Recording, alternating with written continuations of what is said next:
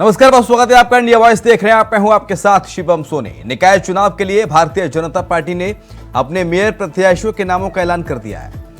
BJP ने परिवारवाद से दूरी बनाते हुए सामान्य कार्यकर्ताओं को चुनाव की धुरी बनाया है। यानी कि पहले चरण में 10 निगमों के घोषित महापौर प्रत्याशियों में किसी भी सांसद, विधायक या मंत्री के परिवार के सदस्य को टिकट नहीं दिया गया है।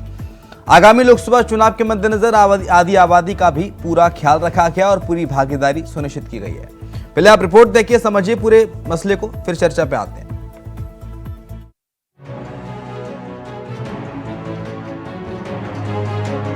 निकाय चुनाव में बीजेपी ने परिवारवाद से दूरी बनाते हुए सामान्य कार्यकर्ताओं को चुनाव में धुरी बनाया है। पहले चरण के 10 निगमों में घोषित मेयर के प्रत्याशियों के चेहरों में किसी सांसद, विधायक या मंत्री के परिवार के किसी सदस्य के टिकट की मुराद पूरी नहीं हुई। मसला सिर्फ निगम तक सीमित नहीं है, बल्कि आने वाले लोकसभा चुनाव को ध्यान में रखते हुए आधी आबादी को पूरी भागीदारी दी गई है। सामान्य सीटों पर पिछड़े वर्ग के प्रत्याशियों को उतारकर पिछड़े वोट बैंक को साधे रखने का प्रयास भी किया गया है। लखनऊ नगर निगम में राजनीतिक घरानों के दिग्गज चेहरों को लेकर काफी चर्चा थी, लेकिन प्रदेश कार्य समिति सदस्य सुषमा खरकेवाल को प्रत्याशी बनाया गया।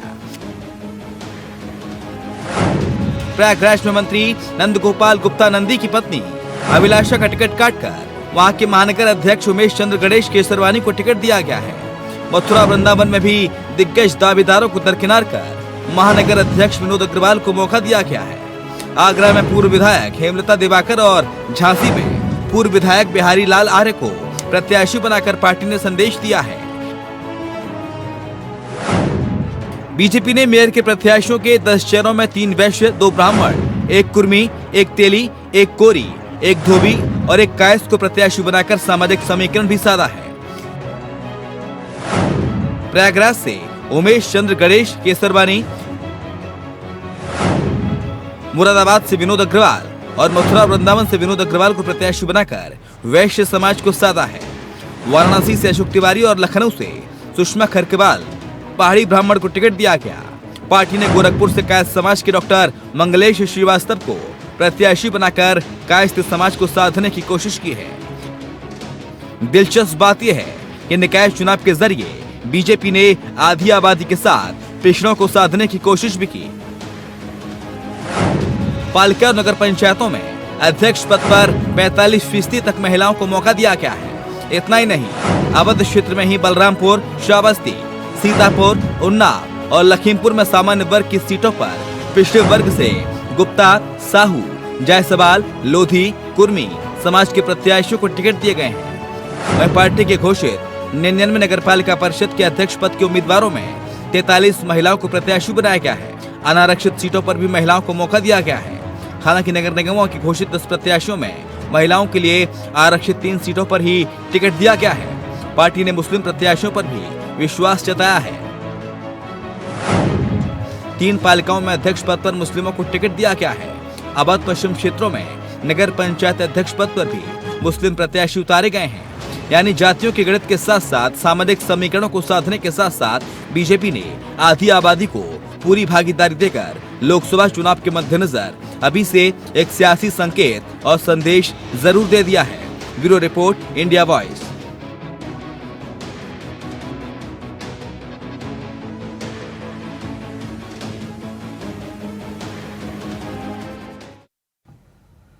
तो नितेंद्र सिंह है प्रवक्ता हमारे साथ भारतीय जनता पार्टी के, और शैलेंद्र श्रीवास्तव हैं वरिष्ठ पत्रकार। जल्दी हमारे साथ नितेंद्र जी जुड़ेंगे। दीपक बघेल, माफ कीजिएगा, दीपक बघेल फिलहाल इस वक्त हमारे साथ मौजूद हैं।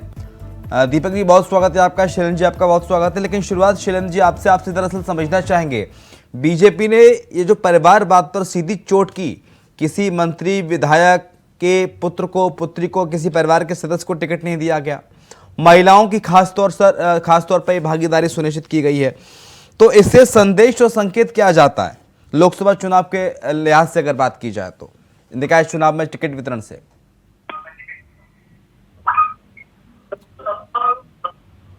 शैलेंद्र श्रीवास्तव सर। शैलेंद्र जी को ऑडियो खोलिए। कोई नेटवर्क इश्यू सर? जी आ रही है सर, आ रही है। दरअसल सत्तारूढ़ पार्टी का टिकट मिलना स्थानीय निकाय या पंचायत चुनाव के लिए ऑलमोस्ट गारंटी जैसी स्थिति होती है कि लगभग जीत हो ही जाएगी, क्योंकि अधिकतर लोग जीतते ही है। सत्ता में पार्टी इसलिए रहती है क्योंकि उसका समर्थन रहता है मेजोरिटी का, तो उसका लाभ उनको हर लेवल पर। तो ऐसे में बीजेपी के टिकट के लिए मारामारी बहुत ज्यादा थी, और ये जो मारामारी थी उसकी वजह से इतनी लॉबिंग होने लगी कि पार्टी भी परेशान हो गई किसको दे किसको न दे, क्योंकि हर कोई ऐसे में बगावती रुख अपनाने लगता है। तो जब लड़ाई आपस के लोगों की होने लगती है कि मैं, तो उसमें फिर ये होता है कि जो पहले से हमसे जुड़ा हुआ है, जो हमारे ही पार्टी का कार्यकर्ता है, कार्य किया है, उसको तवज्जो दो बजाय किसी को दे करके नाराज। तो इसका लाभ इस बार पार्टी के पुराने कार्यकर्ताओं को प्राप्त हुआ है, और इस वजह से अधिकतर जगहों पर भारतीय जनता पार्टी ने ऐसे लोगों को, जो लोग पहले से पार्टी में जुड़े हुए थे, लंबे समय से जुड़े हुए थे। अब जैसे लखनऊ में अभी सुषमा खरगवाल जी को दिया है उन्होंने, तो ये बिल्कुल अचंभित लोगों को कर दिया कि अच्छा ऐसा भी हो सकता है, क्योंकि इतने बड़े। तो आपसे बहुत महत्वपूर्ण बात कर रहे हैं शैलेंद्र सर, आपने बहुत महत्वपूर्ण बात कही, लेकिन आपकी सर आवाज कट कट के आ रही है, इसे जरा एक बार दुरुस्त करा लेते हैं, उसके बाद इस बात को दोबारा हम बात करेंगे आपसे। लेकिन दीपक बघेल, क्या पिछड़ों को साथ के, तमाम जातियों को साथ के, वैश्य ब्राह्मण पिछड़े और आदि आबादी की भी भूमिका सुनिश्चित करके क्या 2024 में जीत मजबूत करने की नीयत है पार्टी की, तभी इस तरह से टिकट वितरण की जो प्रणाली है वो अपनाई गई है? दीपक बघेल। निश्चित तौर पर शिवम जी, भारतीय जनता पार्टी सभी की पार्टी है, एक लोकतांत्रिक पार्टी, और एक लोकतांत्रिक पार्टी का धर्म है कि हम परिवारवाद और वंशवाद से दूरी बनाते हैं, और हमने वही करके दिखाया। जिस प्रकार से आप पूरा नगर निकाय का जो कार्यक्रम देख लीजिए, उसमें देखिए ना जाति को ना किसी धर्म विशेष को, सभी को जहाँ पर हम जिनको सम्मान दे सकते थे उनको सम्मान देने का प्रयास किया। पार्टी का जो मूल कार्यकर्ता था, जो जमीनी कार्यकर्ता था, जो सदा पार्टी के लिए काम करता था, वैचारिक रूप से जनता के बीच में बना रहता था, पार्टी की कार्यप्रणाली है उसे जनता तक पहुंचाता था, सरकार की योजना तक पहुंचाने का काम करता था। ऐसे सभी कार्यकर्ताओं को प्रोत्साहन के रूप में उन्होंने पार्टी की तरफ से टिकट देने का काम किया गया है। जहाँ पर हमने पिछड़े वर्ग को भी ध्यान रखा, वहाँ पर अगर देखेंगे तो महिलाओं की जो विशेष स्थिति नहीं होती चुनावों के अंदर, उसमें भी प्रमुख रूप से भारतीय जनता पार्टी ने महिलाओं को स्थान देने का काम किया। तो अगर मैं देखूँ तो इसमें सबको साथ में लेकर सबके विकास के साथ काम करने का काम भारतीय जनता पार्टी ने किया। ठीक है सर, आधी आबादी को साथ के ये एक मास्टर स्ट्रोक चला नितेंद्र जी बीजेपी ने, और परिवारवाद से दूरी बनाई है, तो क्या ये माना जाए कि आने वाले समय में जो विपक्षी दल हैं, सपा हो या बसपा हो या तमाम राजनीतिक दल, ये भी परिवारवाद से दूरी बनाते हुए टिकट वितरण करेंगे? नितेंद्र जी, इस फॉर्मूले को अपनाएंगे आप? निश्चित रूप से समाजवादी पार्टी का पूरा एक कार्यकर्ता मन बना चुका है। नहीं, समाजवादी पार्टी परिवारवाद से दूरी बनाते हुए टिकट बांटेगी कि नहीं? निश्चित रूप से समाजवादी पार्टी परिवारवाद कहाँ करती है? परिवारवाद की पार्टी नहीं है ये, तो भारतीय जनता पार्टी एक पूरा का पूरा एक माहौल बनाने का प्रयास करती है। या हमारे यहाँ एक एक कार्यकर्ताओं का चुनाव होता है, इस जमीन से जुड़े हुए एक एक वार्ड का, बूथ का हमारा कार्यकर्ता होता है, वही वार्ड का चुनाव होता है, नगर पालिका का चुनाव होता है।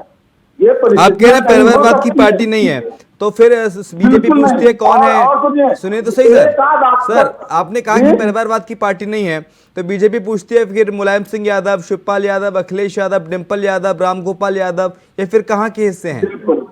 बिल्कुल। तो अच्छा मैं पूछता हूँ कि मैं शाह के बेटे जैसा, या अनुराग ठाकुर, कल्याण सिंह के बेटे, पंकज सिंह और संदीप सिंह, राजवीर सिंह, ये लोग कौन है? ये कौन लोग हैं? यहाँ तो एक ही परिवार था, मुलायम सिंह यादव जी का परिवार था, जिसके अंदर पूरा नाम दिया शिवपाल यादव, आज निकाय चुनाव डिम्पल यादव, जिसे निकाय चुनाव है, पूरे परिवार डिम्पल यादव पार्टी का चुनाव लड़ने जा रही है, अखिलेश सिंह को सब लोग बेटा पार्टी का चुनाव लड़ने जा रहा है, धर्मेंद्र जी का बेटा चुनाव लड़ रहा है, तो आपसे ही है धर्मेंद्र यादव से लेकर सीमित रहे। और आज की पार्टी अगर आप एक नाम बताइए, एक नाम बताइए,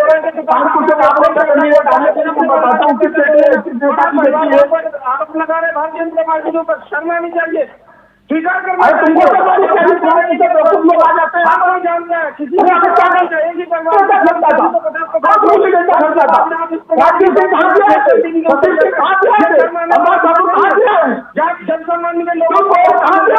तो फिर स्वीकार कीजिए, तो नितेंद्र सिंह फिर स्वीकार कीजिए कि हाँ समाजवादी पार्टी में भी परिवारवाद है, समाजवादी पार्टी में भी परिवारवाद चलता है। नितेंद्र सिंह स्वीकार कीजिए ना टीवी पे बैठ के, नितेंद्र सिंह टीवी पे बैठ के स्वीकार कीजिए कि चलिए बीजेपी परिवारवाद को बढ़ावा देती है तो फिर समाजवादी पार्टी भी परिवारवाद को बढ़ावा देती है, समाजवादी पार्टी में परिवारवाद व्याप्त है, कहिए ना।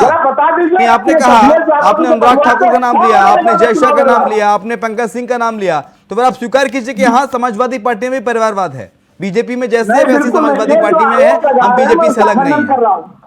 ये जो आरोप लगा रहे हैं उसका खंडन कर रहा हूं मैं।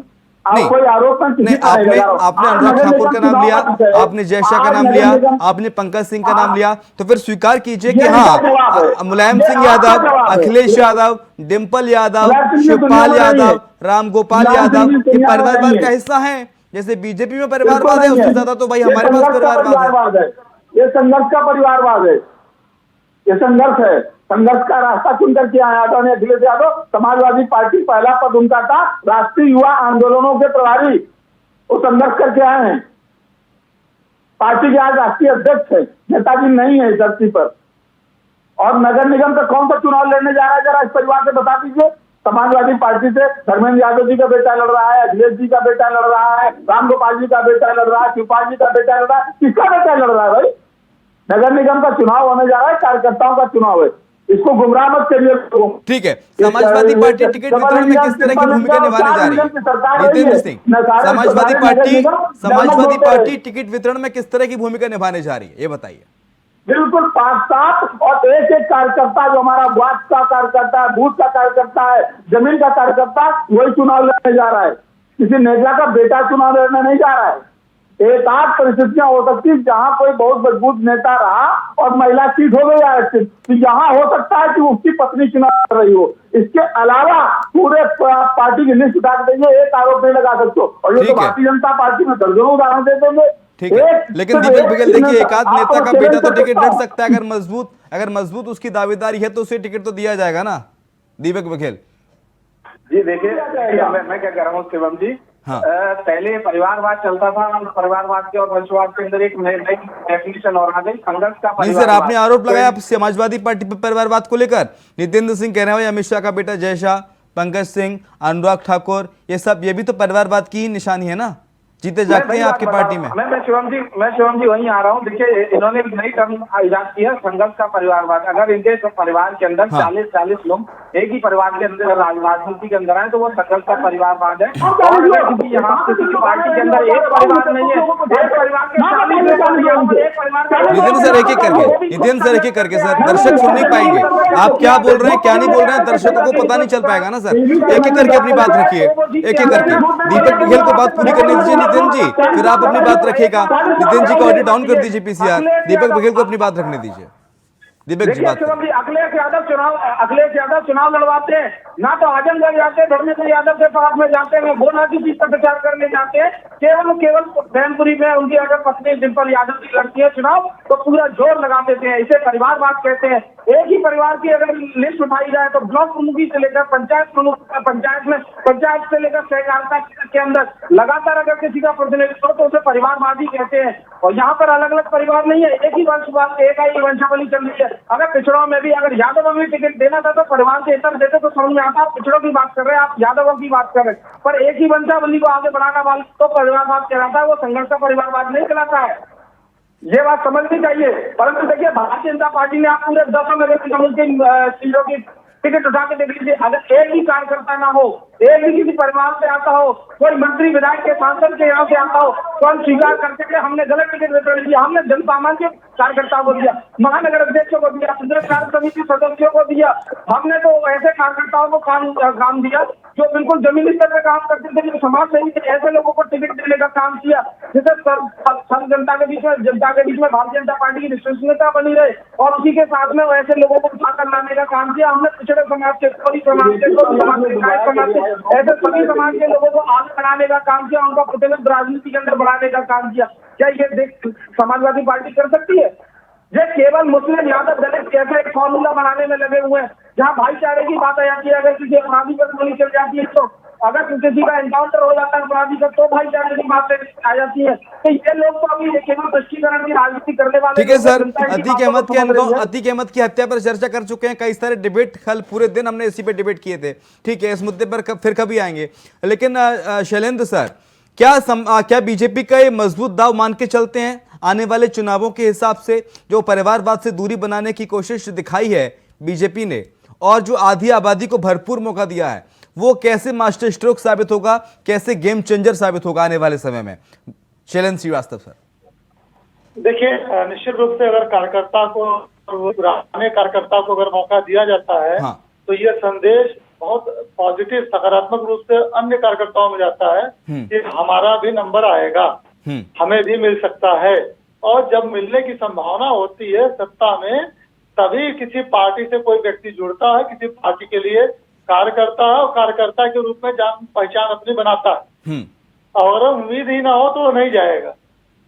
तो ये तो एक फायदा मिलेगा ही मिलेगा भारतीय जनता पार्टी को, और साथ ही साथ उनके उन स्टार प्रचारकों को भी एक बहुत ही अच्छा आधार मिल जाएगा लोगों को कन्विंस करने का कि देखिए हमारी पार्टी सबके लिए काम करती है, कार्यकर्ताओं का ध्यान रखती है।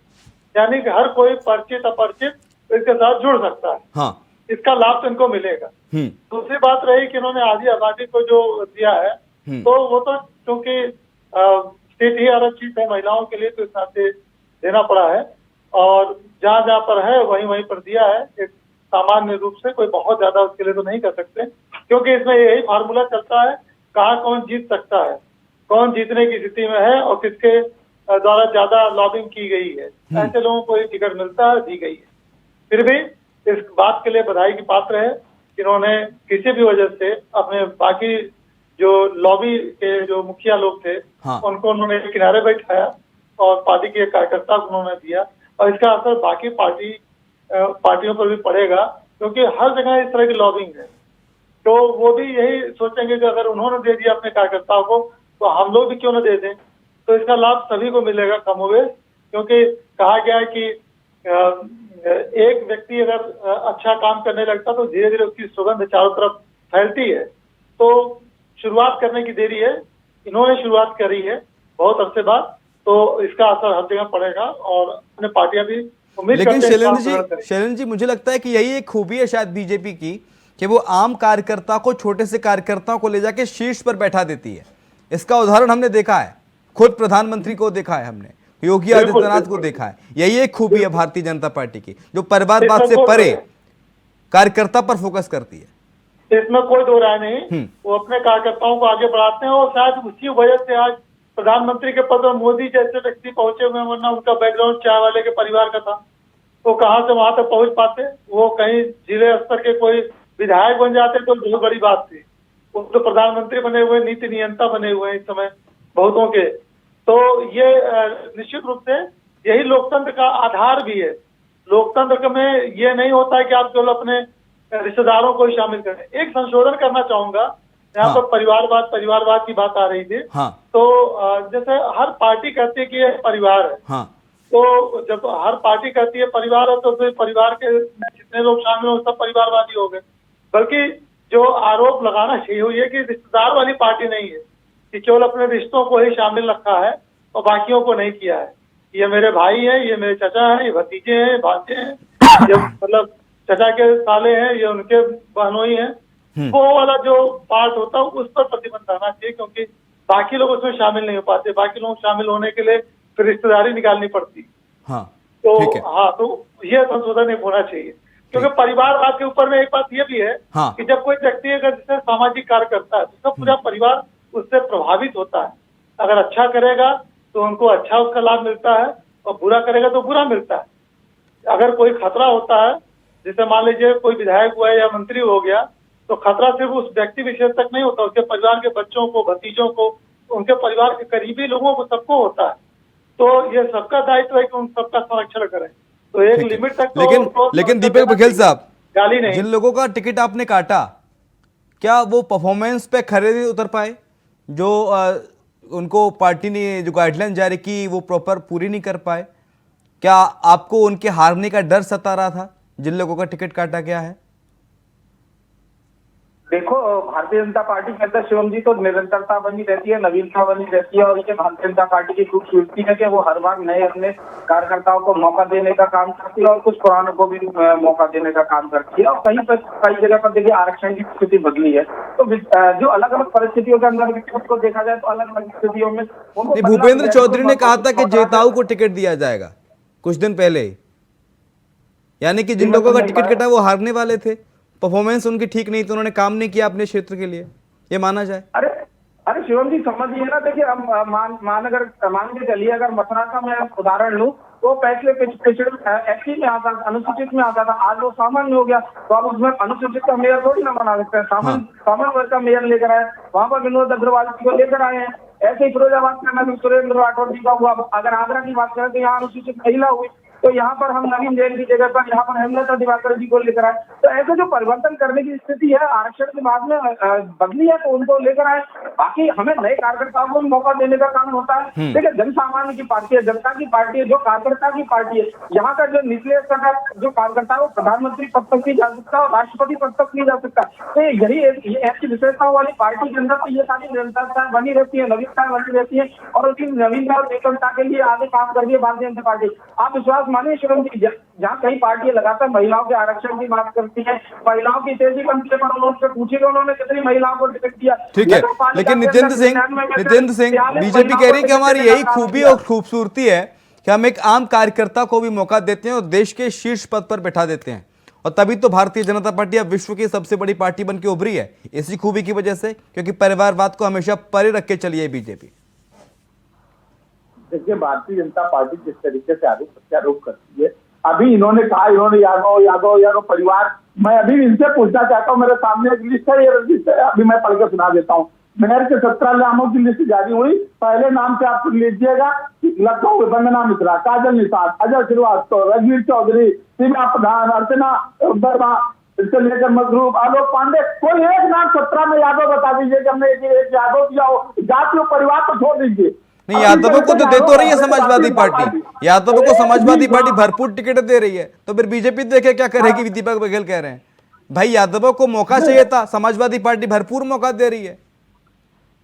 देखिए, भारतीय जनता पार्टी जिस तरीके की बातें और माहौल बनाने का प्रयास करती है, ये अब चलने वाला है। यादवों पर टैग ही समाजवादी पार्टी पर टैग ही यादवों का है। मैंने पूछा ना, इनके नाम बताइए, 17 या महापौर की टिकट है, 17 में एक सिंगल यादव का नाम बता दीजिए कि एक सिंगल यादव समाजवादी पार्टी कर दिया हो। बहुत शुक्रिया सर आपका, जितेंद्र जी आपका शुक्रिया चर्चा में शरीक होने के लिए, शैलेंद्र सर आपका शुक्रिया, और दीपक बघेल प्रवक्ता भारतीय जनता पार्टी, दीपक जी आपका भी शुक्रिया चर्चा में शरीक होने के लिए। और इसी के साथ हमारे इस खास पेशकश में इतना ही। खबरें लगातार जारी हैं, आप देखते रहिए इंडिया वॉइस।